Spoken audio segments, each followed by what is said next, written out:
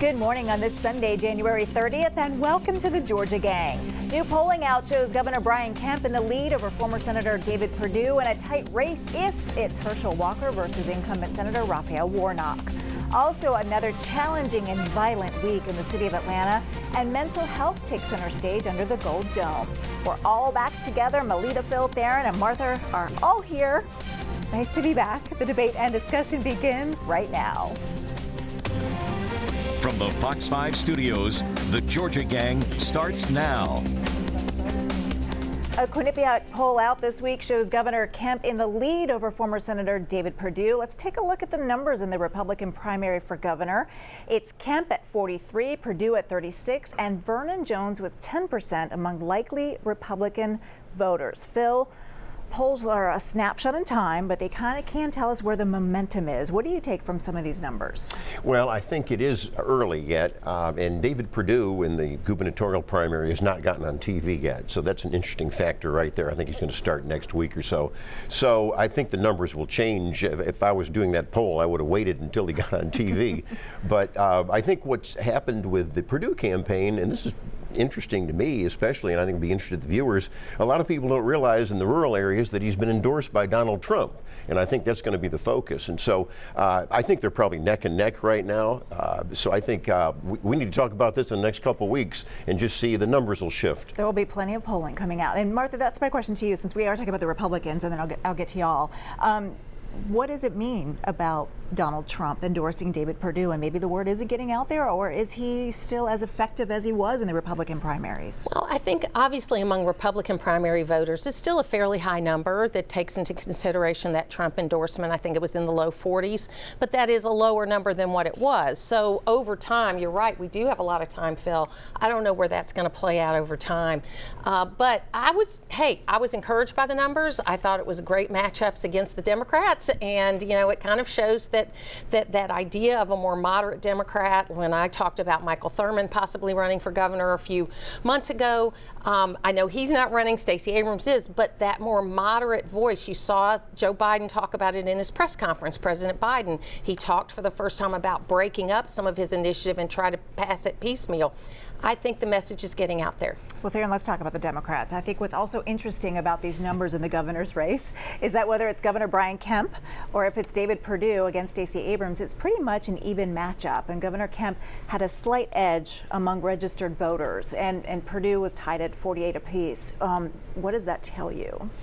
Well, that tells me that Stacey Abrams is in a good position because there is the power of incumbency, right? Mm-hmm. So if you're an incumbent governor or incumbent Democrat, and if you're neck and neck with an opponent who he or she hasn't really engaged yet on paid media, hasn't really put together a full-fledged campaign, even though there are things out there that's going on that sort Has of... she ever stopped her campaign? Well, I was just getting to that, Martha. Even though she has consistently been in, the media with a lot of other important initiatives. And so I think if you're in the Abrams camp right now, you feel really good. But also if you're in the Kemp and Perdue camp, you just got to get through the primary. But I've said this before, and I've said this to Phil recently. I think the challenge with Perdue and Kemp is going to be if they go so far right in the primary, are they going to be able to get back to the middle? And it's kind of what Martha just said. I think that Democrats, we need to kind of wake up, and we need to have a more moderate message to bring back some of those independents and some of those moderates that really elected Joe Biden, Jon Ossoff, and Raphael Warnock in the Senate races and also in the presidential race. The hard left won't let you go moderate. Well,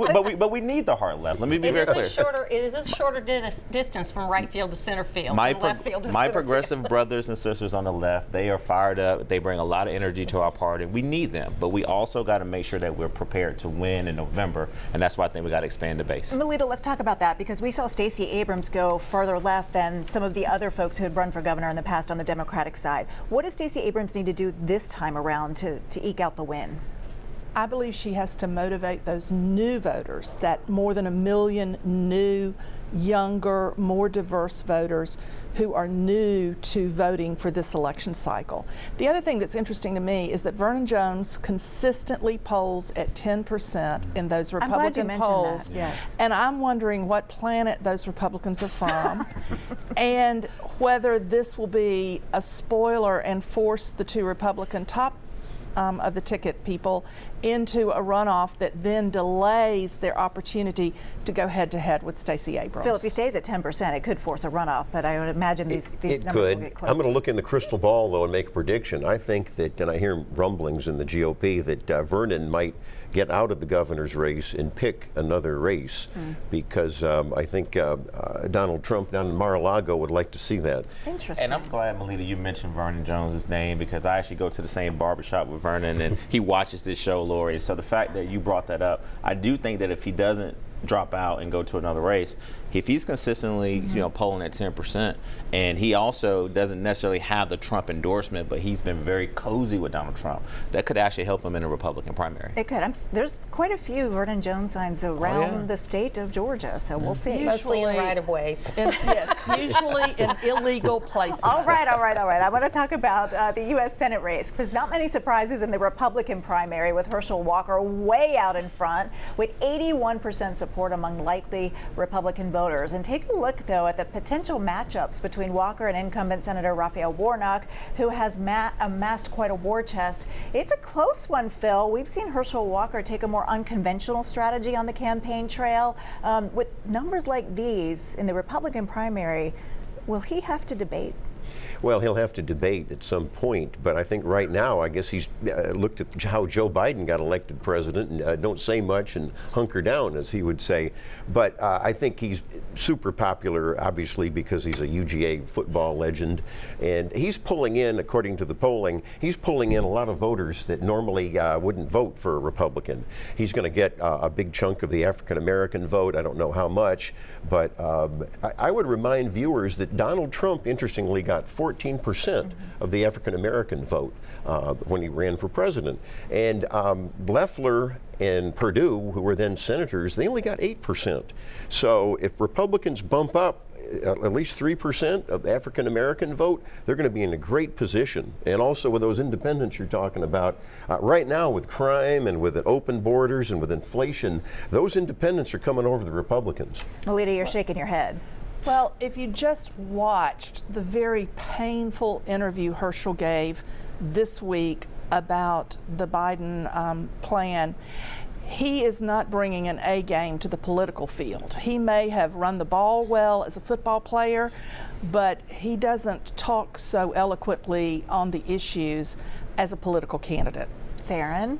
Well, I think that, look at where we are in 2022, guys, that Phil Kent is actually coming on this show and saying that, hey, there may be a lane for more African-American votes within a Republican Why wouldn't primary. I say that? Why wouldn't I well, say that? it's just interesting because I think that historically... You don't like those numbers. No. But I'm not pushing back on the numbers. The numbers are true. I've said on the show before, particularly African-American males tend to vote a little bit more Republican than the strong black women who are the backbone of our party. But I think what's interesting here is that what Melita said, is that I don't think that Herschel Walker is going to be able to dodge debates. We saw what happened to David Perdue when he decided not to debate John Ossoff. And I think also this poll was probably taken at a time where the dogs were getting ready to go to the Natty. And I'm sure that everyone that I talked to in the number 34 jerseys that I've seen at the game, I do think that's a boost for him. But I just think that if the strategy is to get more African-American votes, the Republican Party in Georgia have got to put their money where their mouth is, and they've got to start courting that constituency a little bit more, but they got to back it up with their policy decisions, and that's where they mess up every year. Well, Martha, let me ask you this, because with an 81% approval rating in the polls right now, I don't necessarily see a Republican debate happening in the primary, but he will have to debate Raphael Warnock going forward if that's the matchup. Look, I interviewed Herschel this week. He has done other interviews, and he is holding back as far as making lots of policy statements. That is true. He's studying the issues. But when you're at 81%, you can go to Free Chapel Worship Center and speak to 5,000 people, a very diverse crowd. If you've never been to that church is a very diverse crowd. He is going to other places and speaking in front of groups. He doesn't need mainstream media. I'm happy he comes on and does my program, but right now he doesn't need mainstream media to get his message out. There'll be some debates. I mean, I predict he'll do the young Loudermilk debate, but he's not going to have to do a lot of other debates. Oh, we'll be watching. All right, thanks everybody. Coming up, another violent week in Atlanta. Another child shot and killed by a stray bullet. This time a 6-month-old infant. Mayor Andre Dickens says this has to stop, and the question is how. We'll discuss next. Have a question or comment for the Georgia Gang? Email them at georgiagang@foxtv.com. Gun violence escalated once again this week in Atlanta with several shootings outside a nightclub, outside a restaurant in Midtown, and then the killing of a 6-month-old Grayson Matthew Fleming Gray, who was hit by a stray bullet as he rode in the car with his family. The interviews with his mom are just absolutely heartbreaking. Now, police were able to capture the alleged killer within 24 hours, but there's a lot more to this story. This is a suspect who was released from the Houston County Jail. He was also on probation on aggravated assault charges. A petition was filed in October asking the court to revoke his probation, but that didn't happen. You can have a fully staffed police department making all of the arrests in the world, but unless the court system gets cleaned up, it won't matter. Isn't that right, Theron? Yeah, this one actually was heartbreaking. I mean, when I look at that picture of that 6-month-old child, I think about my own son. Right. And the fact that his mother, who you're right, was just, it was heartbreaking to hear her, and I offer my condolences to the family. But, Laura, you said something that was so important, but I do want to point out something before I get to your point. I was so happy to see that the mayor and the chief of police and the investigators were out there at the crime scene. Absolutely. Immediately. The mayor basically went to camera. He physically canceled a lot of different events to make sure that he was there. So they captured 2 suspects, one within the first 24 hours and then the second suspect. But you highlighted something I think is so important, and I think my fellow panelists will agree, is that when you look at solving our public safety crisis, it's not just making sure that we retain good officers and give them due process and make sure we recruit new officers, but the court systems have got to do their jobs too.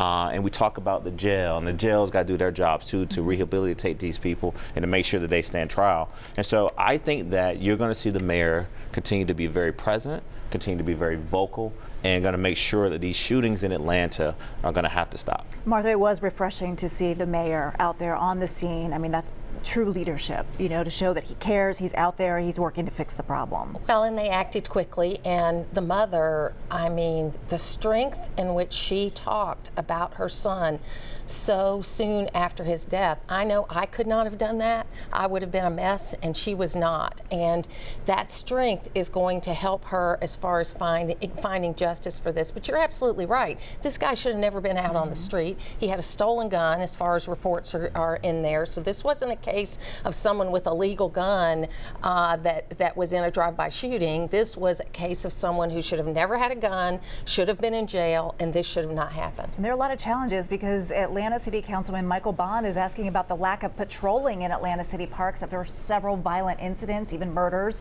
Bond spearheaded legislation to upgrade security at the parks back in September and says nothing has been done. Melita, there are a lot of challenges. There are, and I think we still need to give Mayor Dickens a little bit more time to get to those things. But the issue of the parks, when that tragedy happened at Piedmont Park, the cameras weren't even working. And then the latest articles talk about a 10-year-old camera system. Technology upgrades should happen with government the way many of us upgrade our own personal technology. And so it's regrettable that the city and law enforcement agencies have not stayed ahead of the curve with technology. Phil. Well, I agree with some of the points that my colleagues are making, and you're right about the cameras. But sadly, and it is heartbreaking, but what happened with the 6-month-old. But we're being reactive. We need to be proactive, and this is why I'm losing patience with Mayor Andre Dickens. Sadly, the former mayor, Keisha Lance Bottoms, broke the police department back in 2020 with her liberalism and permissiveness and holding the police back. So we're going to have to rebuild the police department. I know the mayor is committed. The new mayor is committed to that, but we're understaffed with regard to the parks. And you've got to do, and Theron made some good points here, you've got to, yes, talk about due process, but the mayor needs to get a new police chief. There's some good people on the command staff right now that are better than the current police chief, in my opinion, or do the national search. He's got to make that commitment now. Well, one piece of promising news this week that Chief Bryant says could be a game changer. There is a massive update to the city's 10-year-old camera system. It could give APD access to 30,000 real-time cameras across the city. Now, I don't think that can come soon enough. So it's coming, but it also needs money. And Theron, we need to give these officers in the police department time. Absolutely, and I respectfully disagree with Phil. I think that his patience with Mayor Dickens should continue to be there because he's given the current chief of police, Rodney Bryan, a 100-day contract. And I think that, honestly, you see the two of them actually working together. But in regards to the camera systems, I couldn't agree with Melita more. I think that the city of Atlanta is going to make sure that they update these cameras. And let's be fair also that former Mayor Bottoms and even the mayor before her, Mayor Reed, they invested a lot of money in cameras and wanted to be smart on crime and things like that. And you're going to see a lot of private companies, work with the mayor's office. I know Georgia Power recently announced that they were going to create all these lights and lighting, and I think that's going to tie into some of the public safety challenges that we have. And oftentimes we rely on these cameras, particularly with stolen cars. They have the tag readers and making sure that folks who are coming in and out of neighborhoods. And so I do think that in the next maybe 30 to 60 days, once these cameras are installed and the upgrades are happening, we're definitely going to see this mayor and the police department really have a smart strategy. We don't have the manpower, sad to say, though, to follow up with all the things we see. Well, Phil, on the show, we've talked about it. The mayor has committed to immediately finding ways to bring back some officers, but also create new officers. I don't see the incentives that we need. But in this case that we started out talking about, it wasn't the case that there weren't police officers arresting this person. No, I'm giving a bigger way. picture. I'm giving a bigger picture here. But you're right. It is hand in hand, and we're going to see this in the next segment when we talk about mental health, is that it's not just about the one part of dealing with mental health, it's the whole picture. Yes, it is. We'll get to that coming up next because Speaker Ralston and several legislators acknowledge it is time to make a real investment in the state's mental health system. And we'll talk about that when we come back. Join the discussion on the Georgia Gang Facebook page and watch past episodes on the Georgia Gang YouTube channel. Georgia lawmakers announced this week a massive overhaul to the state's mental health system, and it's something that has the full support of House Speaker David Ralston, who said there is no issue more important to him this session than this one. And I have to agree, as someone who works with the Georgia Department of Behavioral Health and Developmental Disabilities, known as DBHDD. Martha, there are a lot of challenges here. Workforce is a big one, access to services. What do you think will come out of the legislature this session? I think well, there's a lot of things that have to be done. My husband is the doctor for the Hall County Detention Center, and he's there every day. They only have mental health services there at a less frequent basis, and a lot of times that's the only option for people that are dealing with these issues. But I think what's realistic is to get the coverage on parity. That's a big problem. A lot of people stop getting help because their coverage runs out, and I think that some of the law enforcement, beefing up the law enforcement so that there can be actually people that can deal with de-escalation and things like that. I'd love to get all of it in because mental health is such an important issue, and families, unless someone actually does something or threatens something, families have very few options in order to intervene, and it's important. Melita, what would you like to see? Because there is this issue about, if you break your arm, you go to the doctor and get it fixed. But if there's something going on with your brain, insurance may not cover it. Exactly, and I think that's one of the most important parts of this legislation. And I think the fact that the Speaker put his name as the first signature on the bill and that there is bipartisan support for the bill means that this bill will probably pass. And I think it should, and it should have bipartisan support. This is not a black or white problem. It's not a rural or urban problem. It is a statewide problem, which perhaps hurts the rural areas more because there are fewer mental health professionals in some of the rural areas. So I hope to see this bill pass, and I think the Speaker deserves a great deal of credit for taking the lead. It's got some momentum, so we'll keep watching. Theron, I know some major changes could be coming to the DeKalb County Commission with the elimination of the super districts. Do you anticipate that to pass? Well, this one is interesting because State Senator Emmanuel Jones has basically introduced some legislation that will eliminate the 2 super districts. For our viewers, DeKalb County has 7 districts, 5 districts in which people represent certain parts of DeKalb County, and then 2 super districts that separates the county in 2 separate ways. And so I believe that the DeKalb County delegation and the DeKalb County commissioners are going to get in a room and figure this out. There has been some concern expressed by some DeKalb County commissioners about the districts that were proposed from Senator Jones. Senator Jones has basically said, hey, I want to move forward with this. This is not new. And so I just believe that this delegation and these county officials will get in a room and figure this out and do what's best for the county. Aren't they trying to gerrymander out all the Republicans? It's a Democrat county. You hate all that when you see Republicans doing that. Well, you know, in DeKalb County, I don't think they're trying to gerrymander out anyone, but we have seen some growth amongst Republican voters in the northern part of DeKalb. But you know this, Phil, and that's why CEO Thurman is the right man for the job at this time. He doesn't allow that north and south divide to even be talked about anymore in DeKalb County. But ultimately, I think they'll get this right, and they'll figure it out. Well, Phil, I know you wanted to talk about the constitutional amendment that failed that would prohibit non-citizens from voting. So let's talk about what happened at the Capitol and under the Gold Dome this week. That's right. There was a constitutional amendment to not have non-citizens, or to have non-citizens barred from voting. And what happened was very interesting. Jen Jordan, who wants to run for Attorney General, she's a Democrat, and 6 other Democrats, they didn't want to take a stand. It was cowardly. I don't like anyone of either party that just walks out on a tough vote. And so what does that mean? Are they in favor of non-citizens voting? Why did they just walk out and then go to breakfast and stuff? I think they need to answer to the people of Georgia why they did that. Melita? Her name will be on the ballot, and I think she's stood in the right direction on many things. So you're for non-citizens voting? I don't believe that the constitutional amendment is necessary. It's already against the law in Georgia. It's just a way to create another dog whistle issue for the Republicans. But don't you agree that it is bad form? I don't care if you're a Democrat or Republican, that if there's a controversial vote and you walk out and you don't vote, I mean, that's bad form. I mean, you've got to agree that that's bad form.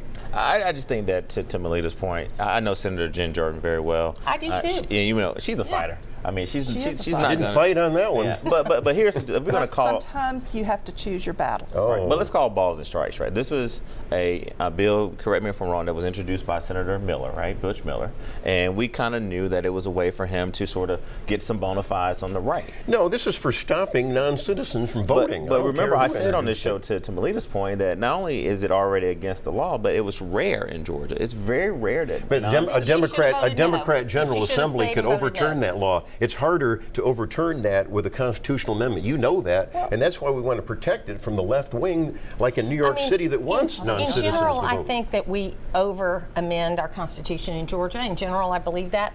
But again, if that is true, and I don't disagree with what you said there in policy-wise, but then you should stay and vote no. Well, we're going to end it there, and I'm going to say, look, those legislators are down there to vote. It's why they are paid to vote. Whether you're Republican or Democrat, you should not be walking out on votes. Amen. I agree with that. All right, coming up, winners and losers. Stay tuned, everyone. Time now for the week's winners and losers.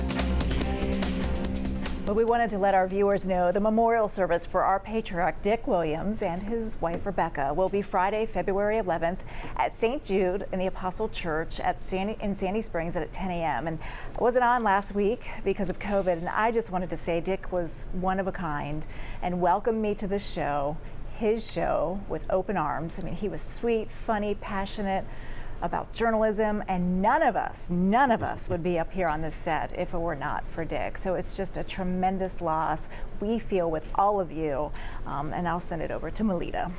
Thank you. My winner this week is Speaker Ralston's wife, Cherie. He credited her with his interest in the mental health proposal, and he said she asked him the tough questions. Why don't y'all do something good for the people? Why don't you do something people will remember past the election day? So I think her winning attitude is the wind beneath his wings on this bill. So I make her a winner. And then my loser is Senator Jeff Mullis of Chickamauga and the 16 Republican co-sponsors of a poorly written bill which would essentially eliminate all vaccinations as a requirement for entry to a number of locations, including public schools. I'm very grateful that my children were required to get mumps, measles, and rubella vaccinations when they were little, and for my grandchildren now. And it was just a poorly written bill, and people shouldn't have signed that bill without knowing what they were signing. Phil, over to you. Well, I'm going to make Jeff Mullis the winner since you attacked him, because I just spoke with him the other day, and he said, we got bad legal advice. It's a great bill. We're going to fix it, and he's going to tweak it this week.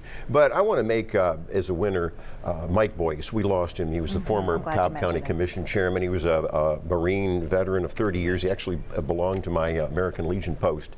And so his giving back to the community was very well known. And Fonnie Willis is my loser, the Fulton County DA. She has no business investigating Trump. It's a waste of resources. There, and there's that clock. It's 1:18. Okay, I missed this last week, and I got to offer a special condolences, but also make the Happy Preacher my winner. If you guys have been to any events, particularly the MLK Day service on Mondays to commemorate Dr. King, Happy Preacher, full name, Elder Cal Happy Preacher Morrell, passed away, so definitely want to make him a winner. And then shout out to Charlie Miller. You know this, Martha. It's the son of Butch Miller, who's a disability advocate at the Capitol, watches the show every Sunday. Oh, and he said to me, sometimes you just got to bring my dad down to earth every now and then. So big shout out to Charlie. All right, Martha, we got about 40 seconds. So we have a new Zoller girl in the family. So congrats. they are a winner. There's their third child, and we're very happy about that. My winner also is Speaker Ralston and his work on mental health, but also the bipartisan coalition that he's put together on this very important issue.